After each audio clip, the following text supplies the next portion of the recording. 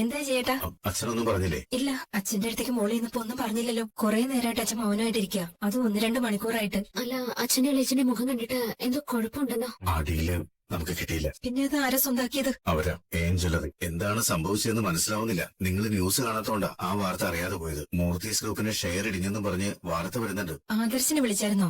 വിളിച്ചില്ല കേട്ടതേ. സംഭവം ഞങ്ങൾ അറിഞ്ഞു. പിന്നെ അവനെ വിളിച്ചിട്ട് അവന്റെ വിഷമം കൂടെ കേൾക്കണ്ടെന്ന് കരുതി. ഉച്ച കഴിഞ്ഞുള്ള ഫ്ലൈറ്റിൽ അവൻ തിരിക്കുമല്ലോ. രാത്രിയോടെ ഇവിടെ എത്തും. അപ്പൊ നമുക്കറിയാലോ എന്താ സംഭവിച്ചതെന്ന്. ഇങ്ങനെ ഒരിക്കലും സംഭവിക്കേണ്ടതല്ലോ. അല്ല, അച്ഛനോട് വേണ്ടതൊക്കെ ചെയ്തതാ. ഞങ്ങളെ കൊണ്ട് കഴിയുന്നത് ഞങ്ങളും ചെയ്തു. അങ്ങനെയുള്ളപ്പോ ആദർശിനെ പോലെ ബ്രില്യന്റ് ആയ ഒരു ബിസിനസ്മാന് ഒരിക്കലും അവിടെ പരാജയം സംഭവിക്കേണ്ടതല്ല. ഇനി ഇതിനിടയിൽ അവിടെ എന്തെങ്കിലും ചതി നടന്നിട്ടുണ്ടോന്ന് അവന് വന്നാലേ അറിയാൻ പറ്റും. നടന്ന് കാണും, അല്ലെങ്കിൽ ഇങ്ങനെയൊന്നും സംഭവിക്കില്ലല്ലോ.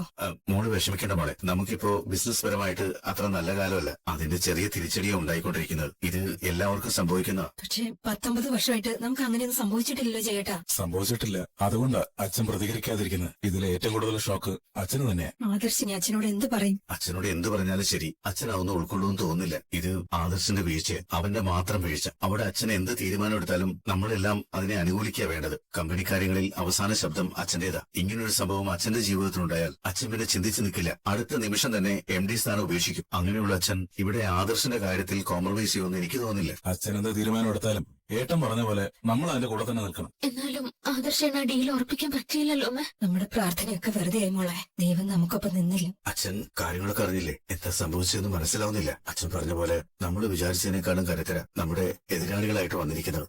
ആ ഡീല് നമുക്ക് ഉറപ്പിക്കാൻ പറ്റിയില്ലെന്നേ അവൻ പറഞ്ഞോളൂ. ബാക്കി വിശദാംശങ്ങളൊന്നും ആദർശ് പറഞ്ഞിട്ടില്ല. അച്ഛ, അവന് വിഷമമാകരുന്ന് കരുതിയിട്ട് ഞങ്ങൾ കൂടുതലൊന്നും ചോദിച്ചില്ല. മിക്കവാറും ഉച്ചയ്ക്കുള്ള ഫ്ലൈറ്റിന് അവൻ തിരിച്ചില്ലെത്തും. വൈകുന്നേരത്തോടെ ഇവിടെ എത്തുന്നു പ്രതീക്ഷിക്കാം. ഹലോ, കാര്യങ്ങളൊക്കെ അറിഞ്ഞു. എന്താ ആദർശയുടെ പറ്റിയ? ഞാൻ ഉച്ച കഴിഞ്ഞുള്ള ഫ്ലൈറ്റിൽ പുറപ്പെടും. ഫ്ലൈറ്റ് കുറച്ച് ലേറ്റ് ആണെന്നാ കേട്ടത്. അതുകൊണ്ട് സന്ധ്യ കഴിയുമെത്താൻ. അവിടെ വന്നിട്ടെല്ലാം പറയാം. മുത്തശ്ശൻ എന്താ പറഞ്ഞു? ഒന്നും ഇതുവരെ പറഞ്ഞിട്ടില്ല. ശരിക്കും ആദർശേട്ടാ എന്താ അവിടെ സംഭവിച്ചേ? അത് ഞാൻ പറയാന്ന് പറഞ്ഞല്ലോ. നീ ഫോൺ വെക്ക്. നീ വീട്ടിലേക്ക് പോയില്ലേ? പോയില്ല. അവിടെ ഇപ്പൊ ഒരു മരണവീട് പോലെയാടി. പിന്നെ ഞാൻ പറഞ്ഞല്ലോ ഒരു യാത്ര പോകുന്ന കാര്യം. രാത്രിയുള്ള ഫ്ലൈറ്റിൽ തന്നെ ഞാൻ ചെന്നൈയിലേക്ക് പോവാം. 2 ദിവസം കഴിഞ്ഞ് വരത്തോളൂ. വീട്ടിൽ വിളിച്ചാൽ പറഞ്ഞിട്ടുണ്ട്. ആദർശേട്ടൻ ഉടനെ എത്തും. ആദർശേട്ടന്റെ വിഷമം കാണാൻ എനിക്ക് വയ്യ. അതുപോലെ തന്നെ മുത്തശ്ശൻ ഈ സംഭവത്തിന്റെ പേരിൽ എങ്ങനെ പ്രതികരിക്കുമെന്ന് പറയാൻ പറ്റത്തില്ല. ഇങ്ങനെ ഒരു സാഹചര്യത്തിൽ നീ അവിടെ വേണ്ടേടാ. അതിന് പകരം ഇങ്ങനെ ഒളിച്ചോടിയാലോ? നിന്റെ സാന്നിധ്യം അവിടെ ഉള്ളവരുടെ ആത്മവിശ്വാസം കൂട്ടത്തിലേ ഉള്ളൂ. ഏയ്, ഇന്നത്തെ യാത്ര എനിക്ക് മുടക്കാൻ പറ്റത്തില്ല. ഞാൻ നിന്നോട് പറഞ്ഞല്ലോ, ബിസിനസ്സിൽ ഞാൻ കുറച്ചുകൂടെ ശ്രദ്ധിക്കാൻ തുടങ്ങിയെന്ന്. ഈ യാത്ര ആദർശേട്ടന് ഡീൽ നഷ്ടപ്പെട്ടതുകൊണ്ട് ഞാൻ പെട്ടെന്ന് പ്ലാൻ ചെയ്തൊന്നുമല്ല. ഇത് ആദർശേട്ടൻ പറഞ്ഞിട്ട് തന്നെ ഞാൻ പോകുന്നത്. പിന്നെ വീട്ടിൽ ജസ്റ്റ് ഒന്ന് കയറിയിട്ട് പോയായിരുന്നു. പക്ഷെ ഇപ്പൊ അങ്ങോട്ട് ചെന്നിട്ട് കാര്യമില്ല. ആദർശേട്ടന്റെ പരാജയം നമ്മുടെ എല്ലാവരുടെയും പരാജയം അല്ലേടാ. എനിക്ക് അങ്ങനെ സംഭവിച്ചാലും കുഴപ്പമുണ്ടായിരുന്നില്ല. പക്ഷെ ആദർശേട്ടൻ തലതാഴ്ത്തി വരുന്നത് സഹിക്കാൻ പറ്റാത്ത കാഴ്ചയാ. നയനേച്ചി ഒന്ന് വിളിക്കണമെന്നുണ്ടായിരുന്നു. പക്ഷെ നീ പറഞ്ഞതുപോലെ എല്ലാവർക്കും വിഷമായതുകൊണ്ടാ ഞാൻ വിളിക്കാതിരുന്നത്. വീട്ടിലെ അച്ഛനമ്മയൊക്കെ നല്ല വിഷമത്തില. ഇനിയിപ്പോ മുത്തശ്ശനോട് ആദർശേട്ടൻ എന്ത് പറയൂടാ? മുത്തശ്ശനോട് വേണ്ടതെല്ലാം അറേഞ്ച് ചെയ്തിരുന്നെന്ന് പറഞ്ഞേ. അപ്പൊ പിന്നെ നിസ്സാരമായിട്ട് ആദർശേട്ടൻ ആ ഡീൽ ഉറപ്പിക്കേണ്ടതാ. പിന്നെ അവിടെ എന്താ സംഭവിച്ചെന്നറിയില്ല. AN ജ്വല്ലറി ആയിട്ടാണല്ലോ അമേരിക്കൻ കമ്പനി ഡീല് സൈൻ ചെയ്തത്. അതാ എല്ലാവർക്കും ഷോക്കായിരിക്കുന്നത്. മുത്തശ്ശന്റെ കണക്കൂട്ടലൊന്നും പിഴക്കില്ലടി. അജ്ഞാതനായ ആരോ ഞങ്ങളുടെ പിന്നാലെയുണ്ട്. പ്രത്യേകിച്ച് ആദർശേട്ടന്റെ. ഇതില് അബിക്ക് എന്തെങ്കിലും പങ്കുണ്ടോന്നാ ഞങ്ങളുടെയൊക്കെ സംശയം.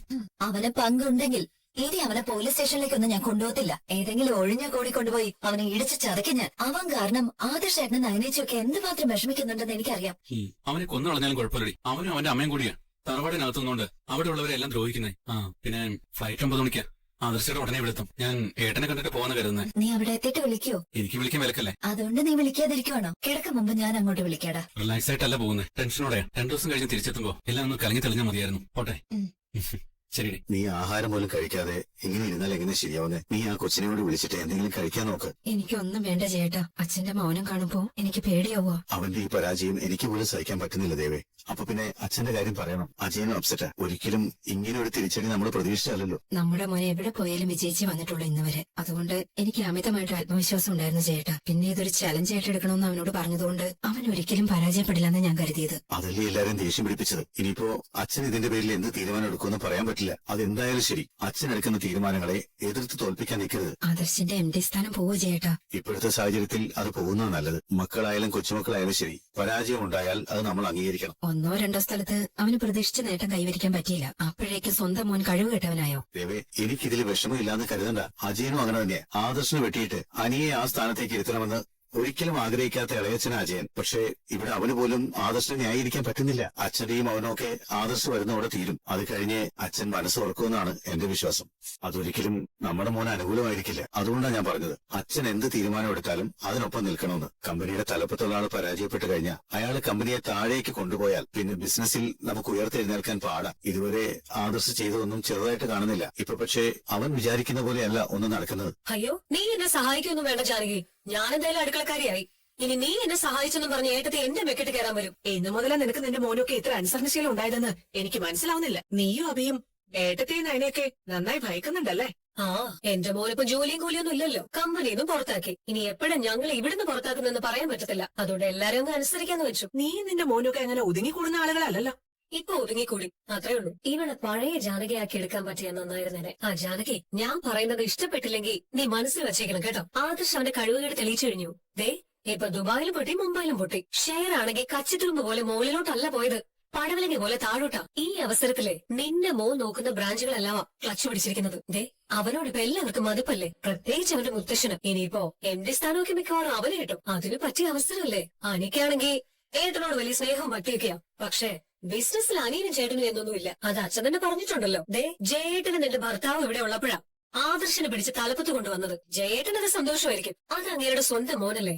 പക്ഷെ അജയേട്ടൻ അങ്ങനെ ആവണമെന്നില്ല. അജയേട്ടനും അത് സന്തോഷം തന്നെ. എങ്കിലും ഉള്ളിന്റെ ഉള്ളില് നിനക്കൊരു ഇതില്ലേ? എനിക്കൊരു ഇതുമില്ല. ഭർത്താവ് തലപ്പത്ത് എത്താത്തതിൽ നിനക്ക് വിഷമം കാണത്തില്ലായിരിക്കും. എങ്കിലും അനിക്കിപ്പോ ഗോൾഡൻ ചാൻസാ വന്നിരിക്കുന്നത്. അച്ഛന്റെ സ്വഭാവം അനുസരിച്ച് ഇനി ആദർശനെ എം ഡി ആക്കി വെക്കുമെന്ന് എനിക്ക് തോന്നുന്നില്ല. നീ കണ്ടല്ലോ, ഇതുവരെ അച്ഛൻ ഒരു അക്ഷരം മിണ്ടിയിട്ടില്ല. ആരെന്ത് ചോദിച്ചിട്ടും മൗനവ്രതത്തില. അത് കാരണം എല്ലാവരും പേടിച്ചിരിക്കുക. ആ മൗനം ഒന്നും നീളത്തില്ല.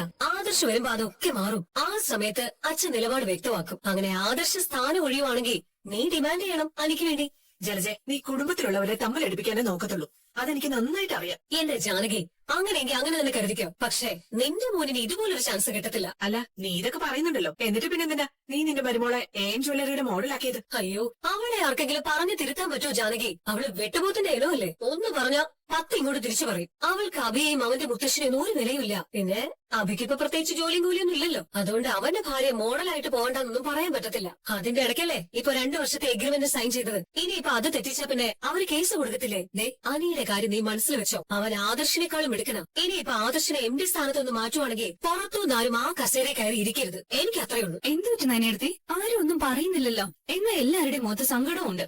ഏട്ടത്തിയുടെയും എന്ത് പറ്റിയത്? അവന്തയോട് ആരും ഒന്നും പറഞ്ഞില്ലേ? ഇല്ല. ആ ഡീല് നമുക്ക് കിട്ടിയില്ല. അയ്യോ, കിട്ടിയില്ലേ? അപ്പൊ നമ്മുടെ പ്രാർത്ഥനയൊക്കെ വെറുതെ ആയോ? ഇപ്പൊ ഒന്നും ശരിയായിട്ട് വരുന്നില്ല മോളെ. ആദർശേട്ടൻ എങ്ങനെ ഇനി മുത്തശ്ശനെ ഫേസ് ചെയ്യുമെന്നാ ഞാൻ ആലോചിക്കുന്നത്. ശരിക്കും എന്താ എടുത്തേ സംഭവിച്ചേ? അറിയില്ല മോളെ. എനിക്കെല്ലാം അറിയാടി. അയാള് തകർന്ന് തരിപ്പണാവൂന്ന് അറിയാം. മൂർത്തീസ് ജ്വല്ലറി ഇടിഞ്ഞ് താഴാൻ പോവാ. അവള് വലിയൊരു ഡിസൈനർ. ഇതുപോലുള്ള സന്ദർഭങ്ങളിലൊക്കെ നേട്ടങ്ങൾ ഉണ്ടാക്കിയ ചരിത്രങ്ങളാ നമുക്കുള്ളത്. ആദർശേട്ടൻ എം ഡി ആയ ശേഷം പറയേ വേണ്ട, മുത്തശ്ശിനെക്കാളും പ്രഗത്ഭനാണെന്നൊക്കെയാ പല പത്രങ്ങളും ചാനലും ഒക്കെ ആദർശേട്ടനെ പറ്റി പറഞ്ഞിട്ടുള്ളത്. കഴിഞ്ഞ കുറെ നാളായിട്ട് ബിസിനസ്സിൽ എതിരാളികളൊന്നും ഇല്ലാതെ നമ്മൾ പോയിക്കൊണ്ടിരിക്കുകയായിരുന്നല്ലോ. ഇപ്പോഴല്ലേ മെല്ലെ എതിരാളികളൊക്കെ തലപ്പൊക്കാൻ തുടങ്ങിയത്. ഈ ഡീല് അമേരിക്കൻ കമ്പനിയിൽ നിന്ന് സ്വന്തമാക്കിയതാരാ? എയിം ജ്വല്ലറി ആണോ? അതേപ്പറ്റിയൊന്നും എനിക്കറിയില്ല. അവര് നമ്മുടെ നാട്ടിൽ വന്നിട്ടും വലിയ കോമ്പറ്റീഷൻ ആണല്ലോ ഉണ്ടാക്കുന്നത്. മൂർത്തീസ് ജ്വല്ലറിയിലുള്ള അതേ ഗോൾഡ് പണിക്കൂലി പോലും ഇല്ലാതെ കൊടുക്കുന്നത്. പല ആൾക്കാരും ഇപ്പൊ അതേപറ്റി പറയുന്നുണ്ട്. ഓൺലൈൻ മാധ്യമങ്ങൾ നോക്കിയാ പല സ്റ്റാർസും ഇപ്പൊ അതേപറ്റിയാ പറയുന്നത്. ഇപ്പൊ അവിടെ ഭയങ്കര തിരക്കുവാണെന്നാ പറയുന്നത്. സ്വർണത്തിന് ഇത്രയും വില കയറി നിൽക്കുന്ന സമയത്താ ഈ തിരക്കെന്ന് ആലോചിക്കണം. പണിക്കൂലി ഇല്ലാതെ സ്വർണം കൊടുക്കല്ലേ, അപ്പൊ അതിന്റെ മെച്ചം എന്തായാലും അവർക്ക് ഉണ്ടാവും.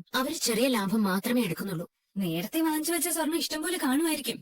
സ്വർണത്തിന് വില കുറഞ്ഞ സമയത്ത് വാങ്ങിയ സ്വർണം, അപ്പൊ പിന്നെ പണിക്കൂലിയും സ്വർണത്തിന്റെ വിലയൊക്കെ കുറയ്ക്കാമല്ലോ. അങ്ങനെ പരിധിവിട്ട കളിക്കൊന്നും മൂർത്തീസ് ജ്വല്ലറി തയ്യാറാവത്തില്ല. കാര്യങ്ങളുടെ പോക്ക് ഇതാണെങ്കിൽ അങ്ങനെയൊക്കെ ചെയ്തല്ലേ പറ്റൂ എടുത്തി. നമ്മുടെ നാട്ടിലൂടെ മൂർത്തീസ് ജ്വല്ലറിക്ക് ഇടിവ് പറ്റിയ മുത്തശ്ശനത് സഹിക്കാൻ പറ്റത്തില്ല. ആദർശേട്ടന്റെ കാര്യത്തിൽ ഇനി എന്തെങ്കിലും ആക്ഷൻ എടുക്കുമെന്ന് എന്റെ പേടി.